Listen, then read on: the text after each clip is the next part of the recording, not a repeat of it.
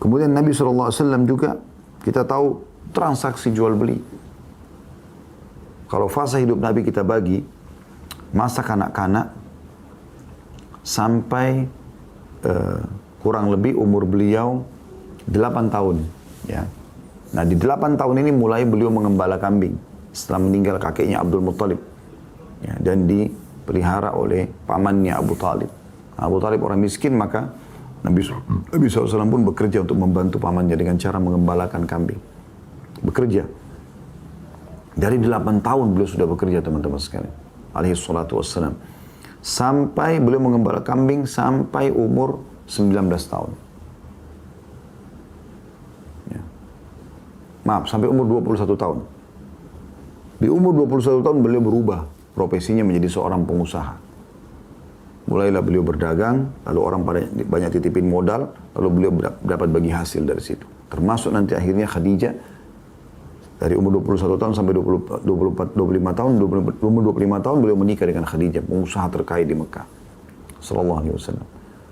Dan itu beliau terus berdagang sampai masa penobatan, masa kenabian di umur 40 tahun. Berarti beliau melewati fase menjadi seorang pengusaha yang terus mengejar kesuksesan. Dan memang betul-betul beliau sukses sallallahu alaihi wasallam itu dari umur 21 sampai 40. Kurang lebih 19 tahun, teman-teman sekalian. Itu banyak yang belum disentuh oleh para dai-dai kita. Kebanyakan disentuh setelah fase kenabian. Karena Nabi SAW punya beberapa fase kehidupan. Itu sudah kami paparkan pada saat membahas sirah Nabawi.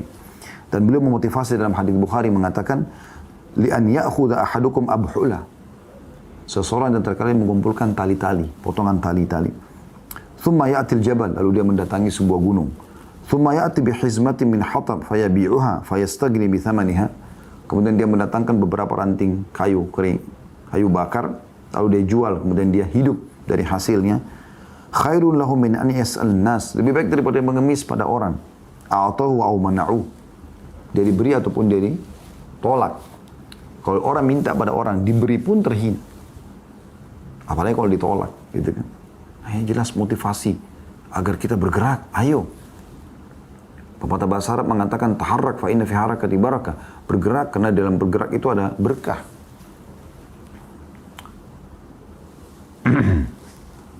Begitu juga disebutkan oleh Sa'id bin Musayyib rahimahullah bagaimana para sahabat Nabi ridwanullah alaihim mereka berdagang. Beliau mengatakan karena ashabu Rasulullah SAW yasjaruna fi bahri Rum. Beliau saksikan sendiri para sahabat-sahabat Nabi mereka berdagang sampai ke sampai ke lautan Romawi. Tidak malu dengan itu. Supaya bekerja, bergerak. Memang Islam ini adalah agama yang bergerak. Saya bahkan pernah mendengar ada seseorang yang masuk Islam dari Malaysia. Turunan China, saya lihat cuplikannya. Waktu ditanya, kenapa Anda masuk Islam? Dia bilang, saya belum pernah menemukan komunitas yang begitu cepat keluar dari sebuah kemelut permasalahan seperti umat Islam. Begitu mudahnya mereka, pada saat ada kematian, bangkrut usaha, mereka begitu mudahnya langsung saling mengingatkan untuk sabar, kemudian dimotivasi untuk mulai lagi. Mereka tidak putus asa. Maka dengan itu dia mulai belajar Islam sampai akhirnya dia tertarik untuk masuk Islam. Kita komunitas yang bergerak, komunitas sukses. Umar bin Khattab berkata, ta'allamul mihna. Pelajari keterampilan-keterampilan, kata beliau. Fa'inna yushiku an yahtaja ahadukum ilah mihnati. Karena kalian nanti akan butuh dengan keterampilan itu. Mungkin dari sekian keterampilan ada 1-2 yang Anda butuhkan nanti. Abu Darda dikatakan, yukidun nar tahta kidrihi hatta tatma'ainah. Abu Darda masak sampai panasnya panci yang dia masak itu mengenai, membuat matanya mengeluarkan air mata. Dan beliau jual makanan tersebut. Aisyah berkata, radhiyallahu anha, kana Abu Bakar radhiyallahu anhu atjar Quraisy hatta yadkhala fil imar. Abu Bakar itu termasuk orang Quraisy yang paling sukses. Pedagang paling sukses sampai dia masuk dalam pemerintahan. Baru dia fokus ke pemerintahan itu. Terus motivasi selalu muncul. Qais bin Asim mewasiatkan anaknya rahimahullah. Sebelum beliau wafat, beliau mengatakan, alaikum bil mali wastina'ah. Aku sarankan kalian mencari harta dan bagaimana fokus, ya, betul-betul profesional dalam mengelola harta itu. Yang halal tentunya kita bicara. Fa'innahu mambahatul karim. Karena dia sumber yang baik. Punya harta yang banyak, sumber yang baik. Anda bisa bangun masjid. Kalau kita sholat di masjid, kita dapat pahala. Imamnya dapat pahala kita sebagai imam. Muadzin dapat pahala imam dan makmum. Tapi ada orang mungkin tidak hadir di masjid itu dapat pahala kita semua, yaitu membangun masjidnya. Anda bisa menghajikan orang, umrohkan orang. Anda bisa bangun rumah anak yatim, buat jalanan, gali sumur, alirkan sungai. Banyak yang Anda bisa lakukan dengan harta. Tapi yang halal. Makanya kata Nabi SAW dalam hadis yang lain, ni'ma malus salih fi yadi abdis salih. Sebaik-baik harta yang bagus, banyak halal di tangan orang saleh. Sumbernya jelas, dikeluarkan juga jelas. Jadi beliau mengatakan kepada anak-anaknya sebelum wafat, cari harta itu yang halal dan profesional lah, kuasai itu. Jaga, jangan cuma sekali untung selesai. Enggak. Pikirkan mana yang lebih baik. Karena dia adalah pendapatan yang baik. Wa yustagna bihi anil laim, dan dia bisa menyelamatkan dari kehinaan. Karena orang kaya tidak dihina, punya harta. Wa iyyakum wal mas'alah, dan hati-hati dengan mengemis. Fa innaha akhiru kasbar rajul. Karena dia pendapatan terakhir seseorang. Kalau betul-betul dia sudah bangkrut, dia nggak punya apa-apa, baru kemudian dia minta sama orang. Kalau tidak, kenapa harus menghinakan diri? Sa'id bin Musayyib rahimahullah, seorang ulama tabi'in, berkata, la khaira fi man la yatlubul mal. Tidak ada kebaikan bagi orang yang tidak berusaha mencari harta. Yang halal kita bicara. Yaqdi bihi daina. Dia bisa melunasi hutang-hutangnya. Wa yasunu bihi 'irdah. Dia memuliakan nama baiknya, kehormatannya, dia menjaga kehormatannya. Wa yaqdi bihi dhimamah. Dia memenuhi kebutuhan-kebutuhannya. Wa in mata taraka miratan lima ba'da. Kalau dia mati, dia tinggalkan warisan. Jadi pahala lagi buat dia kepada ahli warisnya. Umar bin Khattab mengatakan, maksabatun fi di'ana khairu min su'alin nas. Mencari pendapatan walaupun sulit, banyak rintangannya, lebih baik daripada mengemis pada orang-orang. Ini luar biasa teman motivasinya. Luqman al-Hakim alaihissalam mengatakan dia seorang nabi. Surah Luqman. Dia mengatakan pada anak-anaknya, ya bunai, wahai anakku, istagni bil kasbil halal. Cari pendapatan halal. Kita lihat motivasinya, disuruh bekerja, ayo. Punya pendapatan, ya, punya prestasi. فَإِنَّهُ مَفْتَقَرَ أَحَدٌ إِلَّا أَصَابَتْهُ إِحْدَى ثَلَاثُ خِصَالٍ. Karena tidak ada orang yang tidak melakukan itu kecuali dia akan ditimpa salah satu dari 3 masalah. Yang pertama, riqqatun fi dini, lemah agamanya. Orang yang susah, tidak berpendidikan, tidak punya pekerjaan, bodoh, miskin, lemah agamanya, mudah dibeli. Murtad karena sembako, murtad karena baju, murtad karena pernikahan, lemah agamanya. Yang kedua, kata beliau, au dha'fun fi aqlihi, atau kelemahan di akalnya. Orang yang tidak berusaha kejar pendidikannya, berusaha bekerja, mengelola, menguras otaknya supaya melahirkan ide-ide, gitu kan. Maka lemah akalnya. Kita lihat orang-orang yang biasa pengangguran pinggir jalan, lemah akalnya. Lemah. Kalau kita ajak ngomongnya cuma sebatas itu saja. Bahkan kalau kita lemparkan sebuah permasalahan untuk menemukan solusi, mereka tidak punya solusinya. Lemah akalnya, cuma duduk main catur di pinggir got, ngomong-ngomong tiap hari itu aja bertahun-tahun, dari muda sampai sudah tua di tempat yang sama. Gak ada perubahan. Padahal waktu dia sama dengan orang-orang yang sudah sukses, 24 jam sama, punya 2 mata sama, punya 2 telinga sama. Kenapa? Kenapa Anda pengangguran? Bertolak belakang dengan agama kita Islam. Lemah akalnya itu yang kedua. Yang ketiga kata beliau, awwaha'un fi muru'ati, atau tercoreng kehormatannya. Biar gagah, biar cantik. Begitu orang tahu tidak ada sekolahnya, begitu orang tahu tidak ada pekerjaannya, jatuh. Serapi apapun bajunya. Gitu kan? Lalu kata beliau, wa'adham min hadha istighfafun nasu bi. Lebih daripada itu lagi, manusia menganggap remeh dia. Nah, ini luar biasa. Bagaimana Nabi SAW selalu berlindung teman-teman dari Doanya, di antara doanya, diriwayatkan Imam Ahmad, kata Nabi SAW, ta'awwadhu billahi minal faqri wal qillati wal dhillah. 3 hal. Kata Nabi SAW, selalu berlindung kepada Allah, selalu berlindung kepada Allah. Saya ulangi lagi, selalu berlindung kepada Allah. Dari, kata beliau, yang pertama, kefakiran. Kefakiran, diminta berlindung dari kefakiran. Kemudian, kekurangan, qillah. Kemudian, kehinaan. Semua ini berkumpul pada orang yang tidak mau kejar sukses. Tidak mau maju. Tidak mau mendongkrak dirinya. Upgrade menjadi orang yang lebih baik. Dalam riwayat An-Nasai dan Abu Daud juga dikatakan Nabi SAW pernah berdoa, Allahumma inni a'udzubika minal ju' fa inna bi'sad daji'. Ya Allah, aku berlindung kepadamu dari dari rasa lapar, karena dia seburuk-buruk keadaan. Ada orang kadang-kadang mengambil riwayat Nabi SAW pernah lapar seakan-akan beliau kelaparan terus. Tidak, pernah lapar.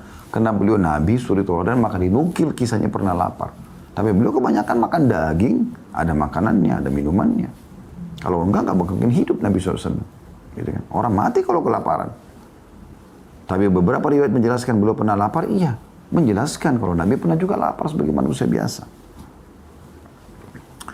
Juga dalam riwayat lain Nabi SAW berdoa, Allahumma inni a'udzubika minal ajzi wal kasal.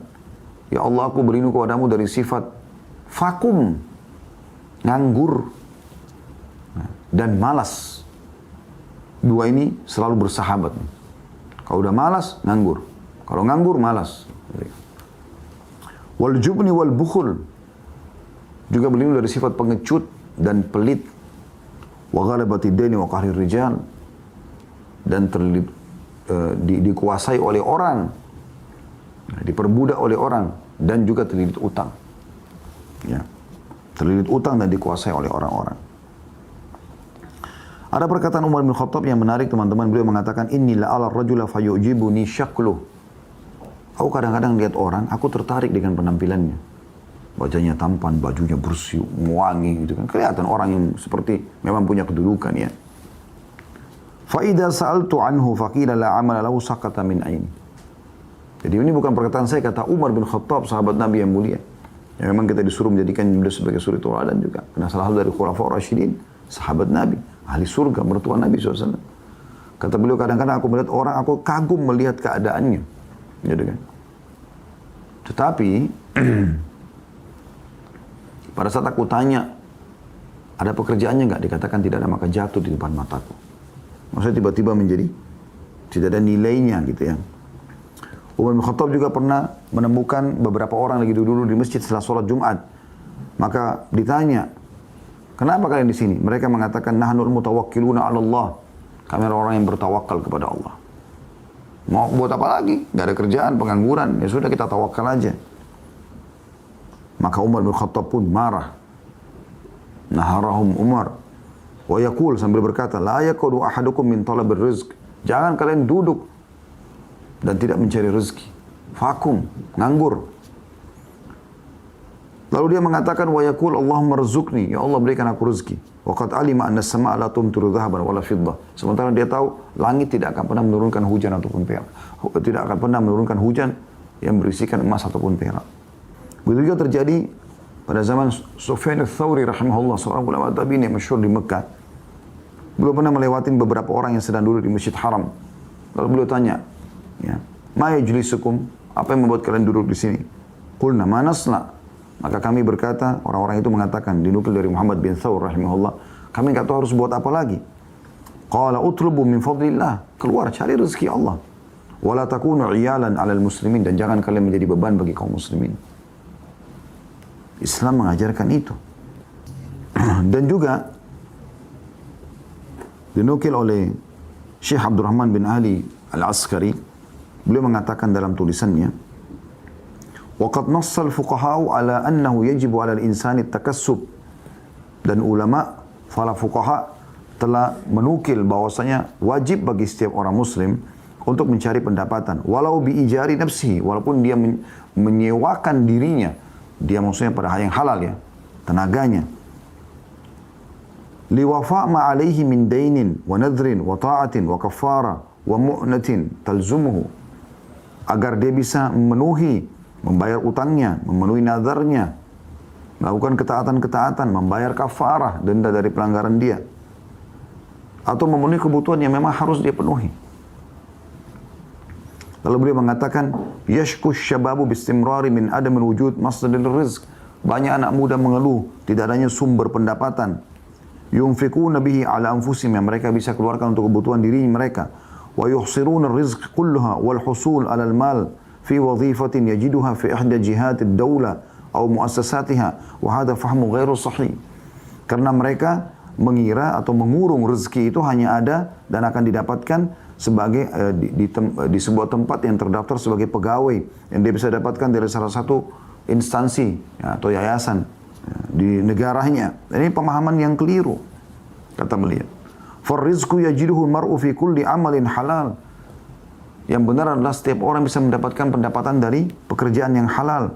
Wal haris min an yas'a fi talabi rizqi bi nafsi, dan dia berusaha mencari rezeki walaupun dengan cara dia sendiri. Wa afdalul mal ma kana min tariqil halal, dan yang paling baik dengan cara halal. Wa qad su'ila Rasulullah sallallahu alaihi wasallam ayyul kasbil afdal. Telah ditanya kepada Nabi SAW pendapatan apa yang paling baik. Qala amalur rajul biyadihi wa kullu bai'in mabrur. Maka Nabi SAW mengatakan pekerjaan seseorang dengan hasil tangannya sendiri, dengan tenaganya, dan semua transaksi yang menguntungkan. Diriwayatkan Ahmad dan juga At-Tabarani. Imam Ahmad berkata rahimahullah, al-istighna' anin nas yatlubu istighna' anin nas bi talabil amal a'jabu ilaina min al-julusi wa intidharu fi ma fi aidin nas. Saya ulangi, kata Imam Ahmad, al-istighna' anin nas, ya, tidak bergantung pada orang, bi talabil amal, dengan meminta pekerjaan, a'jabu ilaina min al-julusi, ya, wa intidharu ma fi aidin nas.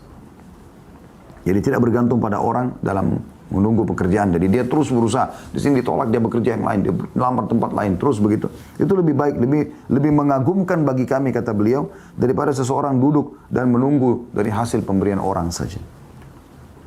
Ya.